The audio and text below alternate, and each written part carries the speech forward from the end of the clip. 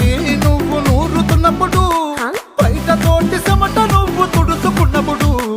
దండాన నీ సొక్క ఆరేస్తున్నప్పుడు, నీ ఒంటి వాసన తెగ గుర్తొచ్చినప్పుడు,